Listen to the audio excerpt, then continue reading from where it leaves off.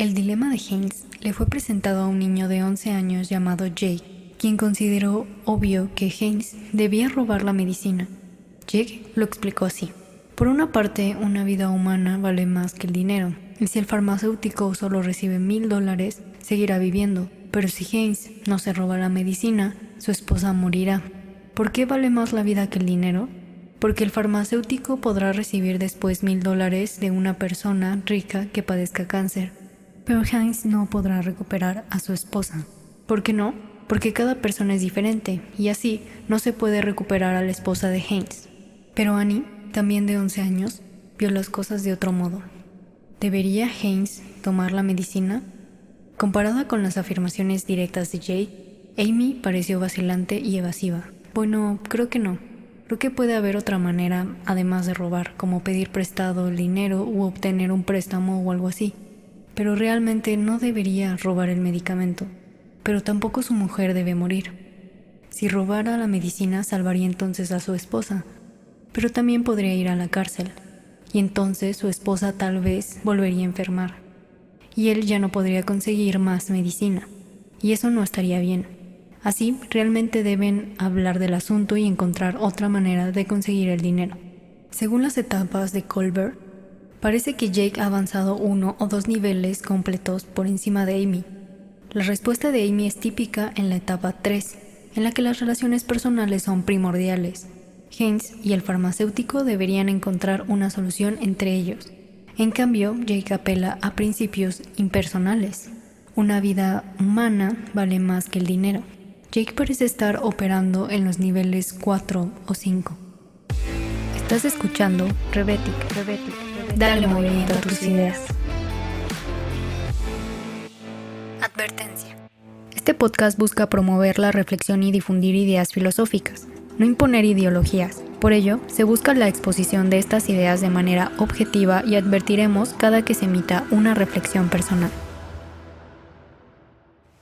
Hola a todos y todas, mi nombre es Rebeca Lugo y bienvenidos al primer episodio del año. Espero que todos la hayan pasado a salvo, muy bien, con sus familias, ya sea en la distancia, y con las personas que tienen cerca. Esperemos que este año sea un poquito mejor, que todos los proyectos y metas que nos propongamos salgan adelante.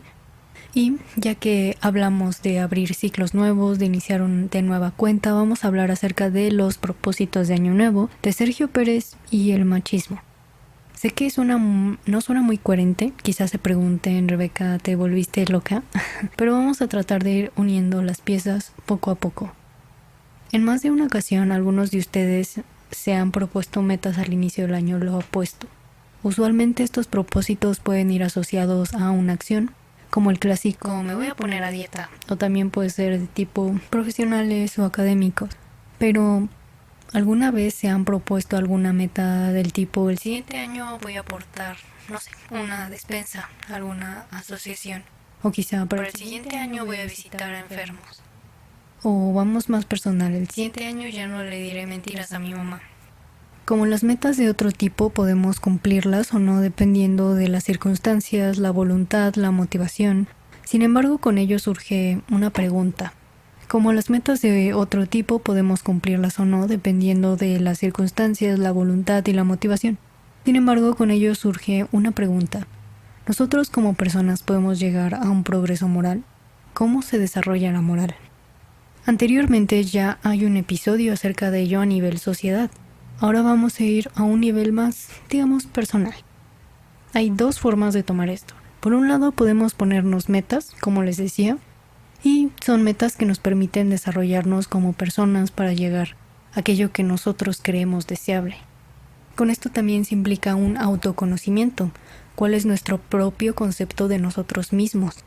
El no decirle mentiras a nuestra madre implica saber por qué lo hacemos, qué podríamos hacer para dejar de hacerlo y también ser consciente de que esa acción daña a nuestra madre. La estabilidad de nuestra persona puede darnos luz acerca de los aspectos morales o inmorales de nosotros mismos y por lo tanto podemos tener un mejor desarrollo moral. Ahora, como todos somos personas diferentes, nuestra identidad no es la misma que la del otro. Implica que las direcciones que tomamos pueden ser diferentes.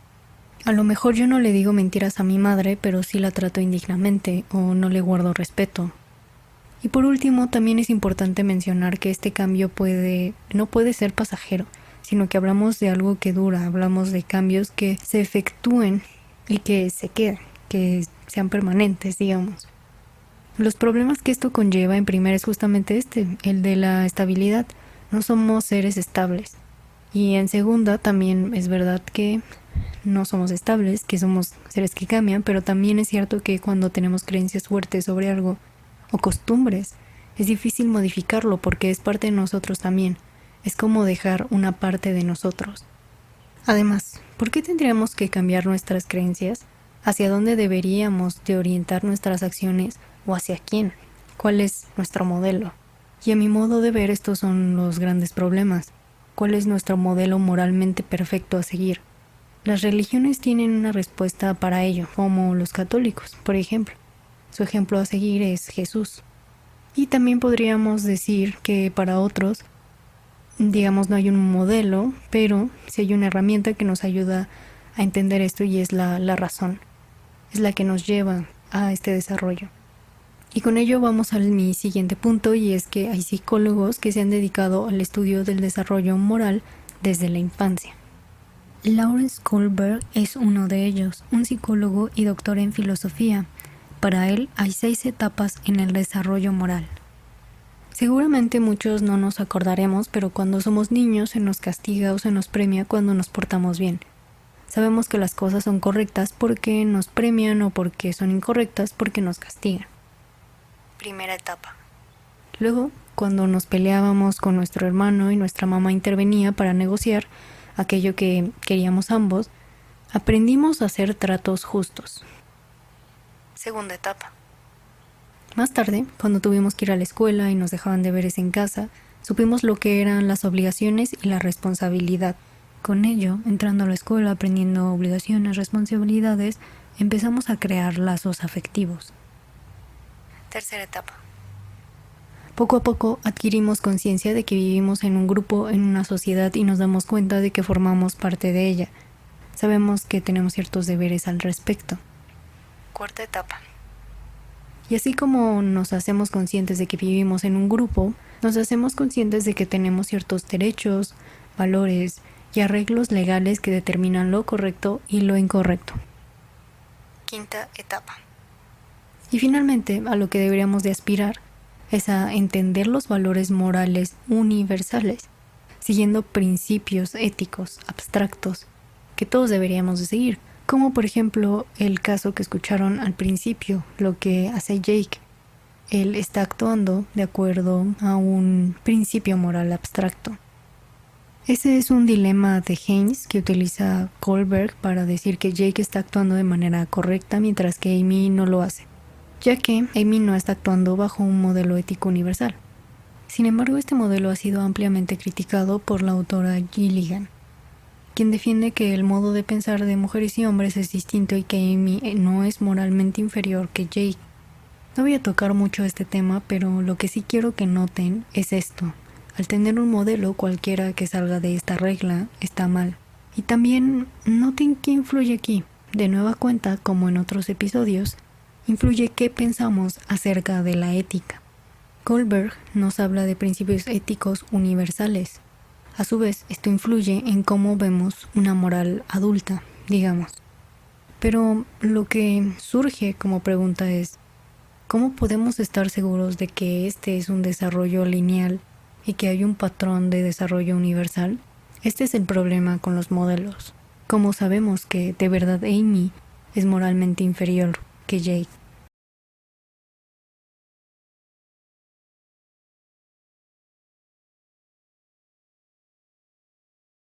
Vamos a cambiar un poquito el tema, que está más relacionado a la cuestión de los propósitos, o mejor dicho, de los cambios que a veces experimentamos. ¿Recuerdan a Sergio Pérez? Hace poco ganó un primer lugar en un gran premio, algo que no se lograba desde la época de los hermanos Rodríguez. Muchos lo festejamos, pero también hubo quien recordó un video que aún pueden encontrar en redes, donde Checo hace un comentario machista. Es un video de hace 6 años por el cual se disculpó enseguida, pero muchos lo sacaron a colación. Quiero aclarar una cosa. De él no se sabe ninguna otra actitud parecida. Si estoy equivocada, háganmelo saber, pero hasta donde sé la polémica se terminó ahí y no hay más antecedentes parecidos por su parte. Y ahora déjenme contarles algo más personal. Ahora mismo sé que todo suena enredado, pero en un momento verán que cobra un poco más de sentido. Antes yo no estaba muy de acuerdo con el movimiento feminista. Creía que eran muy violentas y tenían muchos otros prejuicios más. Incluso cuando a mí ya me había pasado algo feo, no grave, pero feo, respecto al tema del acoso. Poco a poco fui tomando un poco más de conciencia y el punto de quiebre fue una ocasión en donde a mí me tocó ver a una mujer sufrirlo. Recuerdo perfectamente su cara de espanto y ahí entendí que sí pasaban cosas que no deberían de ser normales. Hubo un algo que me hizo sentido y me hizo reflexionar con más detenimiento mis creencias, mis acciones y las palabras que decía, las cosas que comunicaba. He escuchado a varias mujeres con una historia similar. Sé que no soy la única que ha vivido un proceso parecido.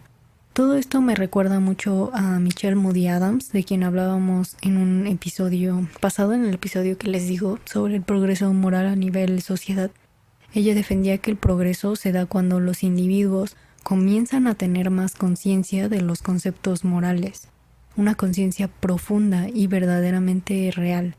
En palabras de Michelle, el progreso moral implica llegar a apreciar más plenamente la riqueza y el rango de aplicación de un concepto moral particular, así como comprender cómo una explicación recientemente profundizada de un concepto moral captura de manera más adecuada las características de la experiencia que el concepto pretende identificar. Leer esta parte de Michelle me vino a la mente que cuando yo tuve esa experiencia comencé a tener más curiosidad y deseos de saber e informarme acerca de lo que era el feminismo, por lo que uno de mis propósitos el año antepasado fue leer más libros al respecto.